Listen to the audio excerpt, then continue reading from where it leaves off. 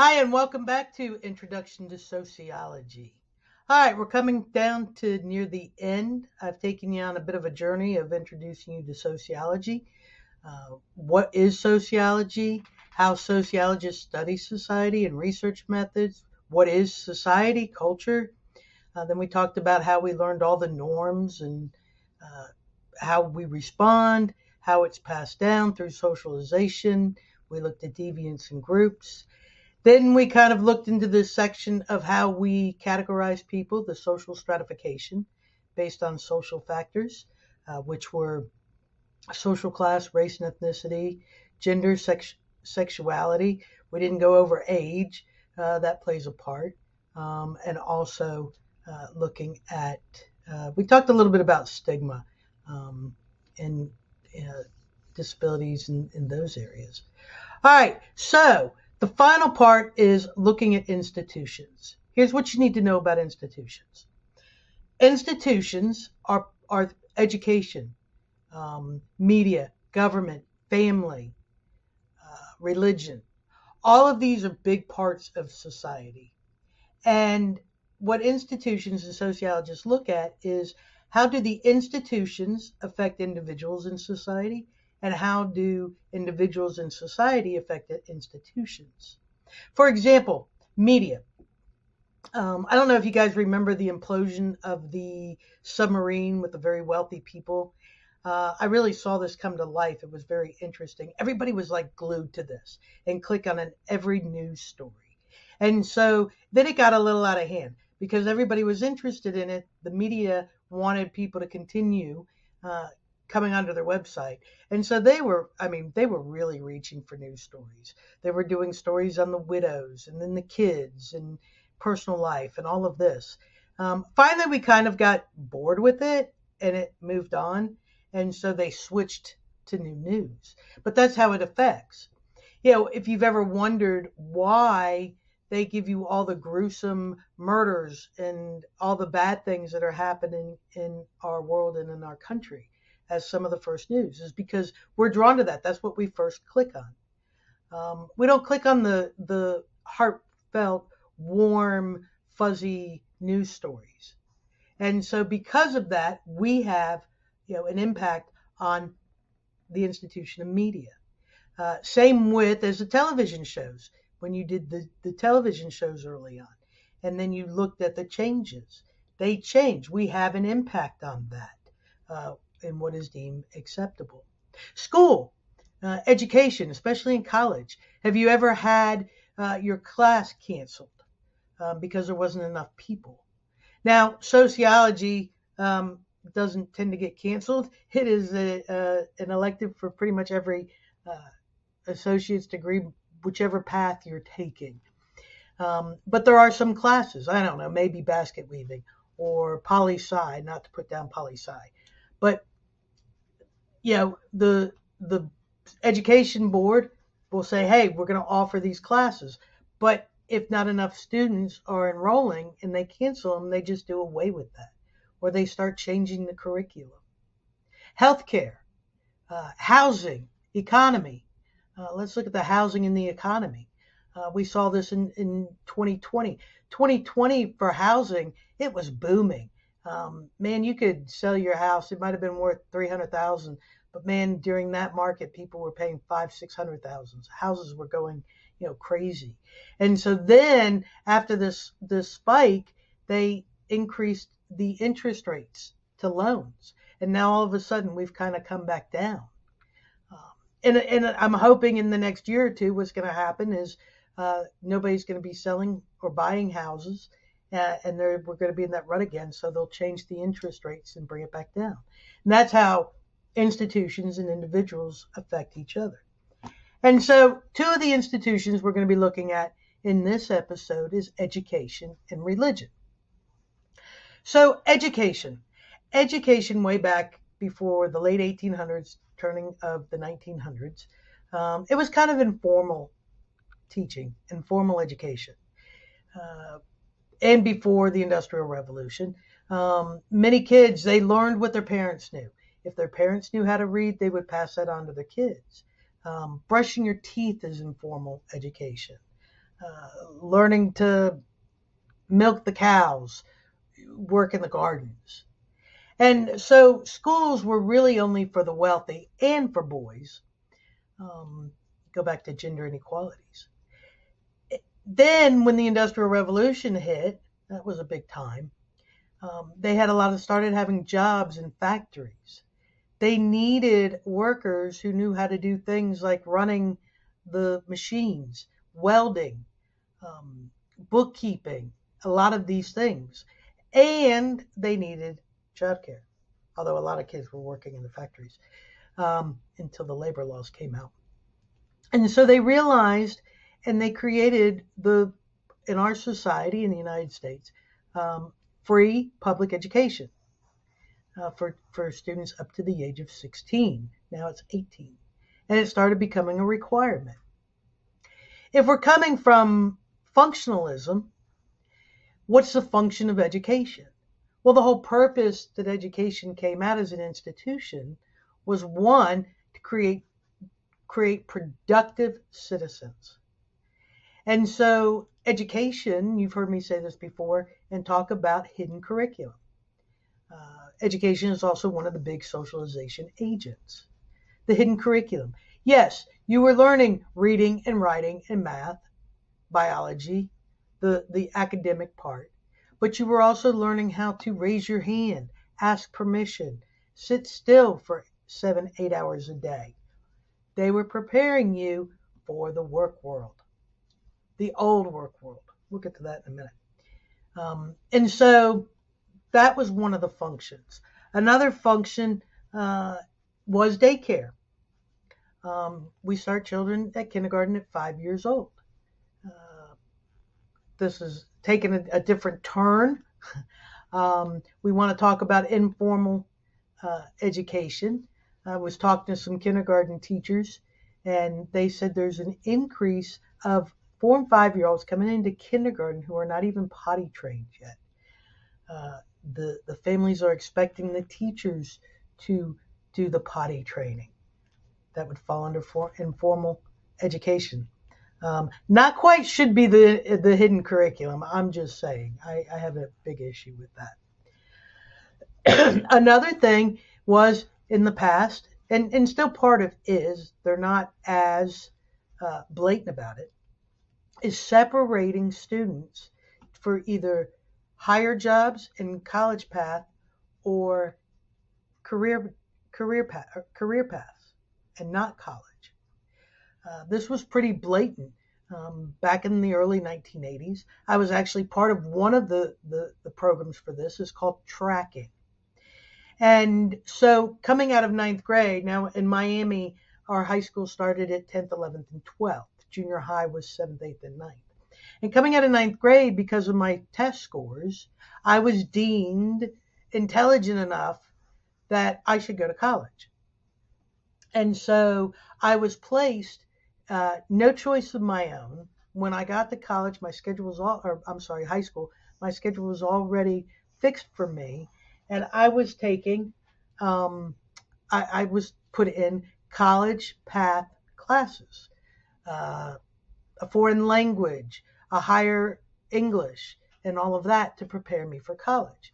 Now, some of my friends, they didn't do so well on the test, and they were placed in what was called career path. And so education was kind of set up that way. Now, that hasn't changed. It's not as blatant. Students do have a little bit more decision in whether they want to go to college and be prepared. But it still exists. For example, AP classes or honors classes, if you're taking that all through high school, you have to have a certain a percentage on your testing. They want to make sure that you can do that. But it's still tracking. Now, for conflict theory, if we're going to study education and look at conflict theory and apply it to education, they would point out tracking, that this is based on inequalities. First of all, standardized testing. One of the things that's happening, and Pierre Bourdieu is a big part of this, if you remember him with cultural capital, and I've mentioned this before, is that standardized testing is not based on intellectual knowledge, and same with IQ test. It's based on cultural capital, your experiences. And so those that don't have that experience are not able to move up, or they don't do well on the test.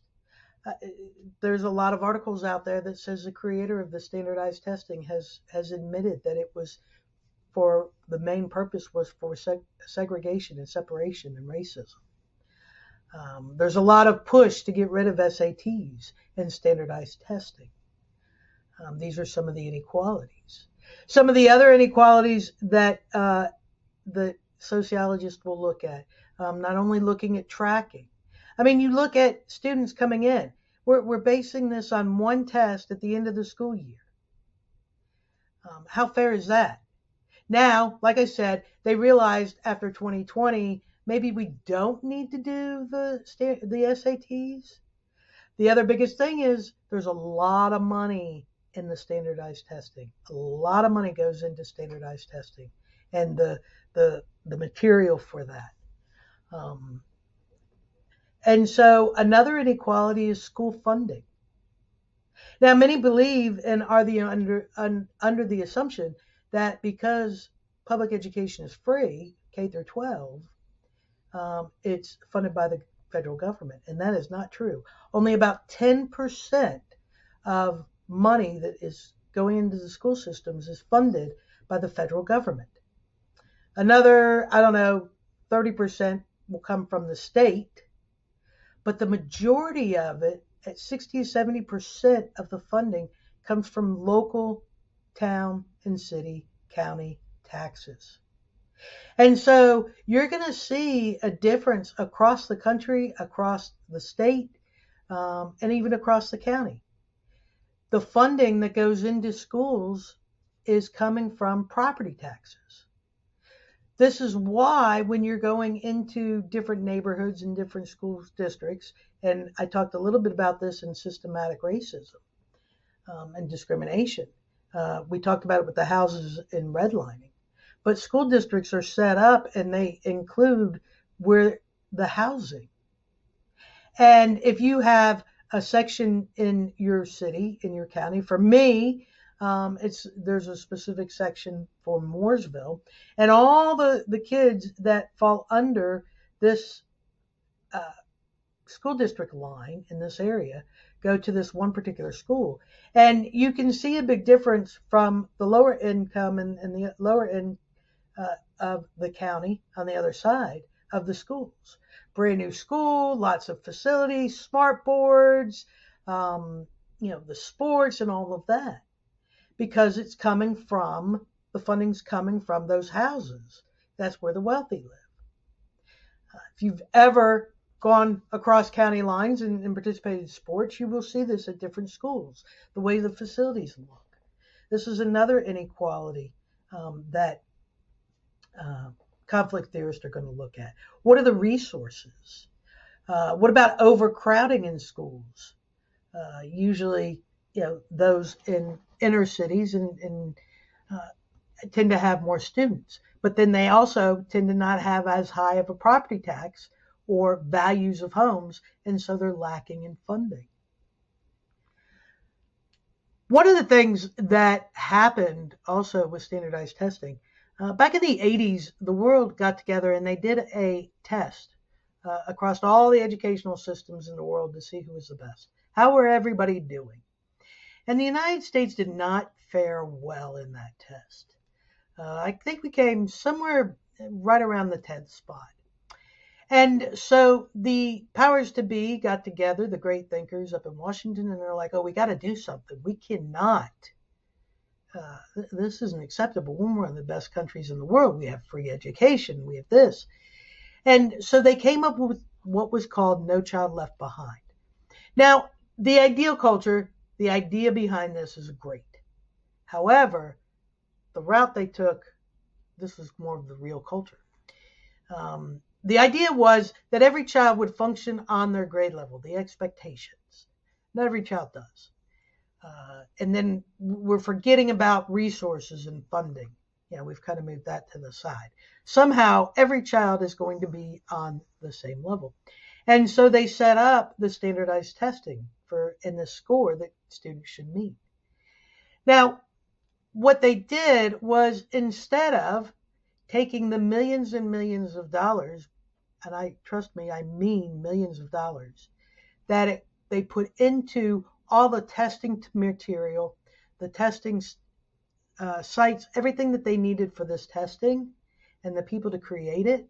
Instead of taking those millions of dollars and putting them into schools, paying teachers better, making sure resources were spread out, they instead took the federal government money for that.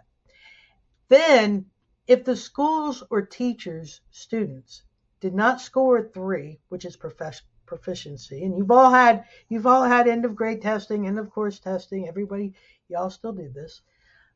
If you didn't get to a certain level, and a percentage of students get to that level, the teachers were fined. They didn't get bonuses. They could be fired. They could be moved. Same with schools. And then if you happen to live in a school district where that school did not meet, and this is where you get this distinction level and all that is still there. They don't push it as much. Then your family could get a voucher to use either at a private school, and it could be a religious school, or to go to another school across the county. Now, think about this though. They didn't provide transportation. They just gave you a voucher where you could go to another school. So again, who is able to move? Those with transportation, those who can take their kids and pick their kids up. And that's usually the more wealthy ones.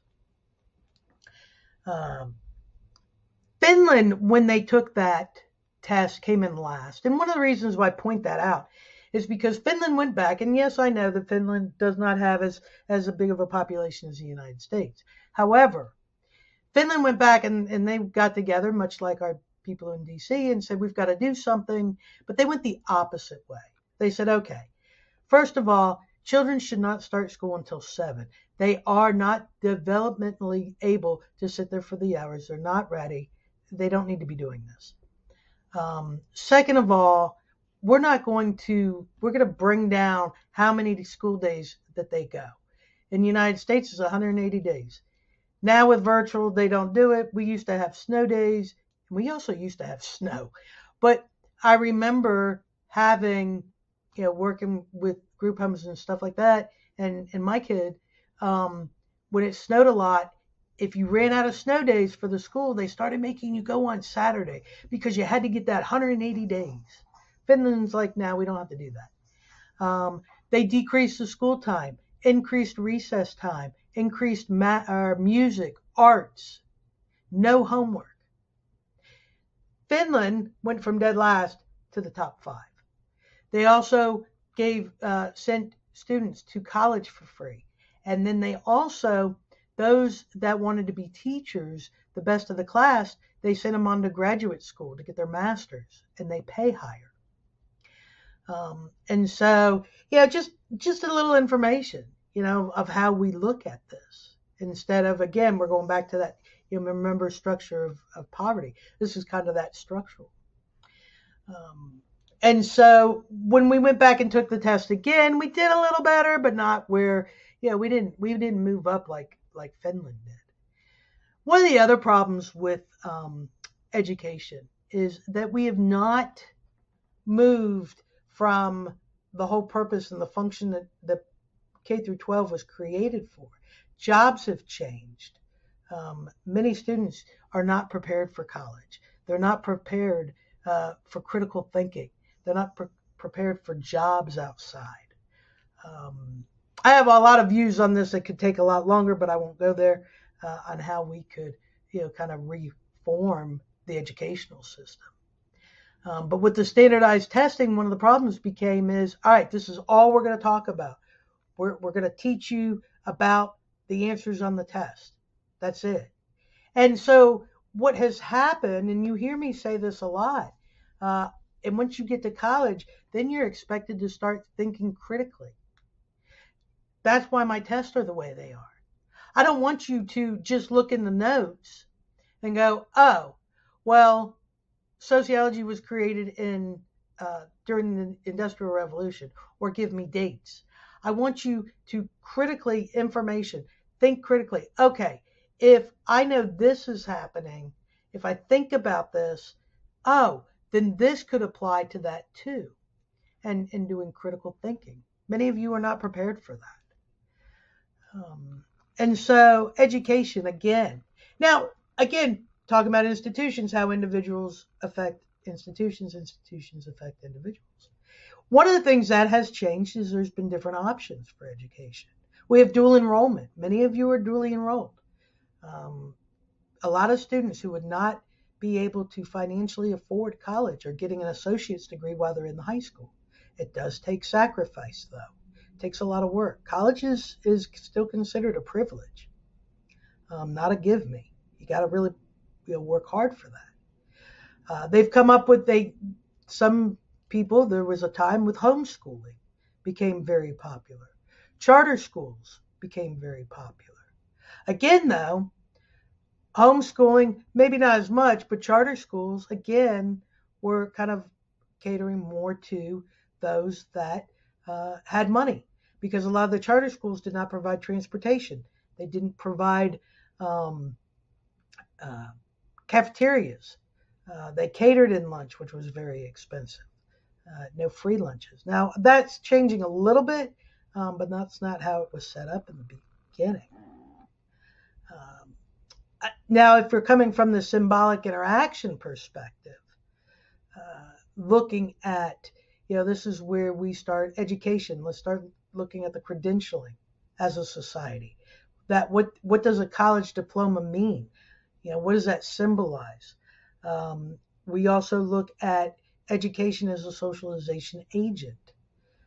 This is a big area where gender socialization also comes into play.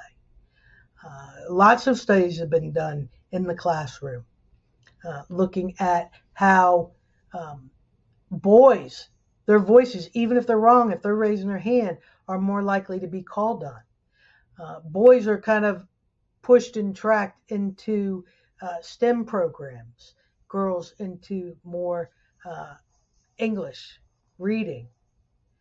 That is changing by society. That curriculum is changing. Labeling theory really plays out in schools. And this goes back to tracking. Being labeled, oh, that's the dumb kid. That's the dumb math. That's the very hyper kid. And that affects them coming through education. And so kind of looking over, that's a quick overview of education as an institution. Now, religion is another institution. It's a huge institution in our society. In fact, the United States was founded based on religion. The Pilgrims came over. They were trying to flee from religious persecution from the Catholic Church. It was the Protestants. And so our government was founded on Protestantism. Protestant is a denomination of Christianity. And that still is the major denomination here in the United States.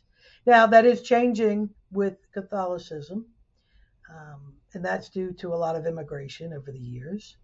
But if you look back, many of our laws can be traced back to the New Testament, the Ten Commandments in the Old Testament, and looking at the morals. So looking at religion, now sociologists do not focus on one religion. I'm going to talk about the three main religions of the world. They don't say, sociologists don't come in and go, oh, well, this religion's better than this religion. No, sociologists look at what are the functions of religion, what are the inequalities that religion brings out, and symbolic interaction. And so coming from the functionalist perspective, with functionalism, what's the function of religion? Now, in the United States, we're called a pluralistic society, even though there is a majority of people with the domination of Protestantism. This is Baptist, Wesleyan, Presbyterian, Methodist. That all falls under Protestant. We have many other different religions. And we're not a country where we say you have to follow um, the Muslim faith or you have to follow Judaism. We have many different religions and it's acceptable.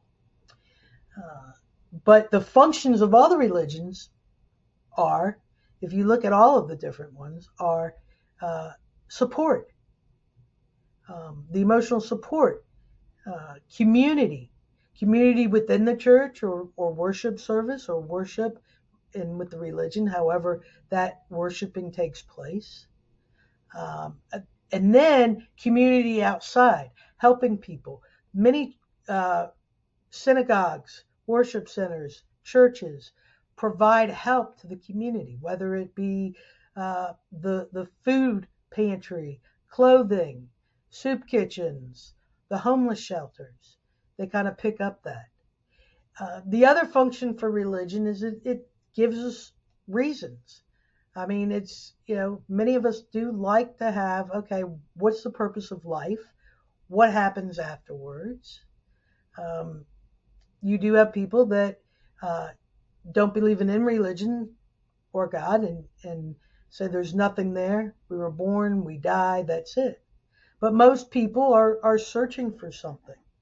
A big example of this is after 9/11 happened, they saw an increase of uh, people attending worship services across the country by 45%. Stayed like that for about 6 months and then it went down. Needed that, reassurance or explanation. Karl Marx was really against religion. He's interesting. You hear most about. He was a founder of conflict theory, but you hear most vocal about um, social class and religion. He really continues to say that religion continues with inequalities. Um, and so I've always found that interesting. Uh, so functionalism, there's a function. One of the things I do like, I love talking to people about religion. I love talking to them about um, what's the function of their religion, what religion do they follow, if they follow any religion. There is a difference. Um, Sociologists look at religiosity and spirituality. Now, religiosity is a person who follows a religion. They believe in a God or a higher power. They may or may not, but they are very engaged in their beliefs with their religion. And the religion could be Christianity, Muslim, Judaism, Catholicism, Wicca, Hinduism, Buddhism, but very following the beliefs. How religious are you? Do you attend worship services? Do you read the sacred writings, whether it be the Torah for Judaism or the Bible or the Quran? Do you follow the beliefs and what they put out? Now, one of the things that is happening when we look at conflict theory, wait a minute before I do that, spirituality is there could be a higher power. I'm not really following a religion, a belief. I just know there's something out there. I wouldn't say maybe a God, but there is a higher power, whether it's Mother Nature, but there is something there. More of a spirituality.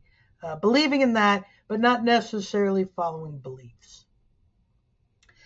Now, coming into conflict theory and looking at the inequalities, like I said, Karl Marx was kind of big on this, but a lot of sociologists kind of look at the inequalities in religion. First, the inequalities of how one religion is put over another, which one has a higher hierarchy and where. They also look at the patriarchy, inequalities within the religious, different religions and denominations. Going back to patriarchy, I talked about this in gender. In many of the sacred writings for all religions, men have that hierarchy. And it comes out in the religions, whether it be women cannot be ministers or preachers or priests.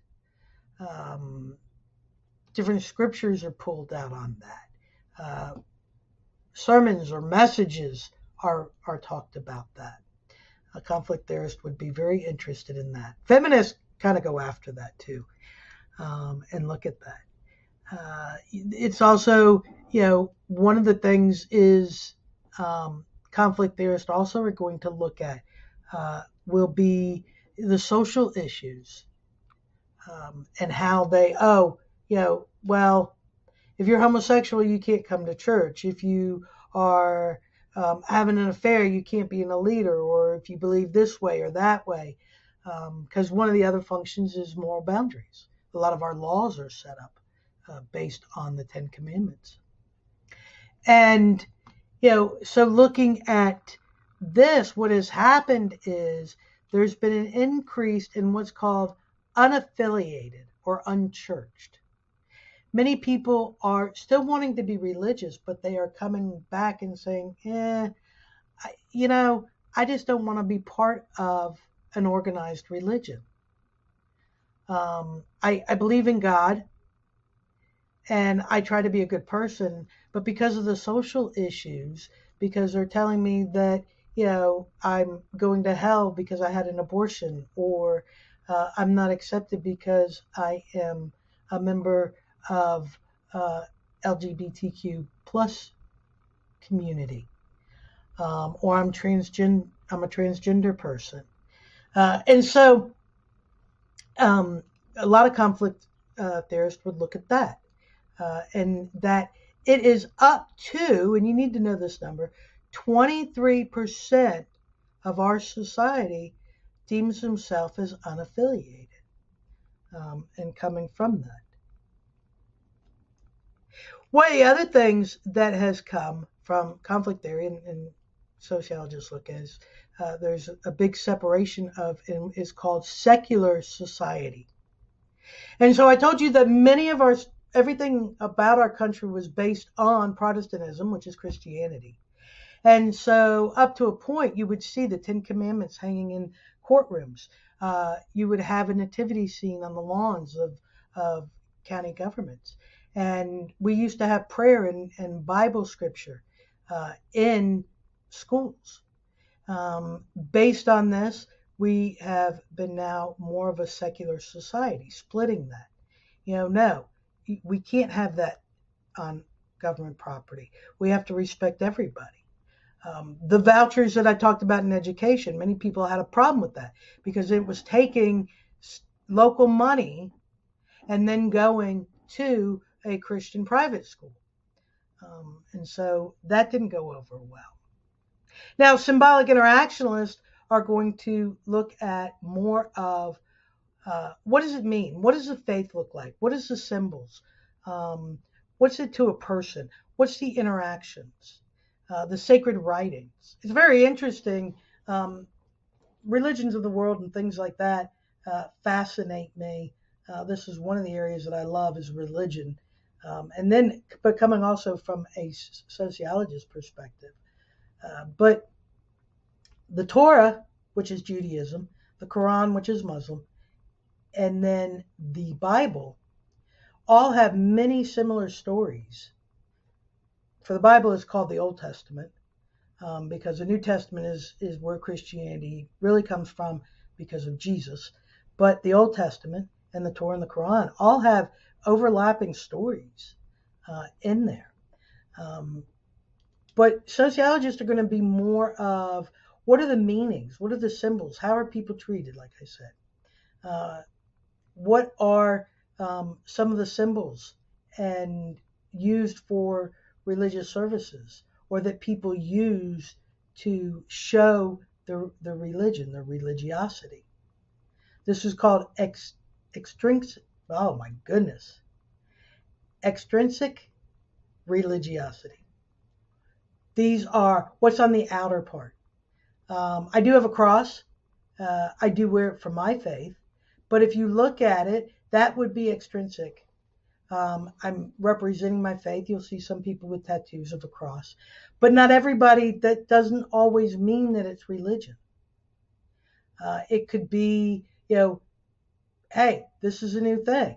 The cross is cool. There's different designs for it. The prayer mat for Muslim, for Muslims, for the Quran or for Judaism. What are some of the symbols that are outright? Intrinsic is, are you following the religious beliefs? You may say that I follow Judaism, but you don't show anything about it. What does it mean for you inside? One of the things that symbolic interactionalists are also going to look at is what's called evangelical. Now, evangelism is actually a word from Christianity. It actually means the gospel, spreading the good news. Sociologists use evangelical as anybody who is sharing their faith, trying to bring people to their religion and their faith. Like I said, religion's a pretty interesting. And again, it is a big institution. Religion plays a huge part in our society. You go back to the morals, what's right, what's wrong, how we interact with each other. And then as things have changed, individuals have an effect on religion. More so now, when I attend some churches and different churches, I see more and more going to worship music. When my parents came and visited my church, they grew up with very traditional the hymns, and many churches are still like that. But now I'm seeing when they came and they're like, this is the rock and roll church. What is up with this? It kind of flows with that social construction and time of age. All right, so that is this. The other one, the last two that we're going to be talking about real quick, depending on what class you're in with me, is work in the economy and family. I touched a little bit on those two institutions. All right, if you ever need anything, have any questions, want more information, don't hesitate to send me an email. Have a great week.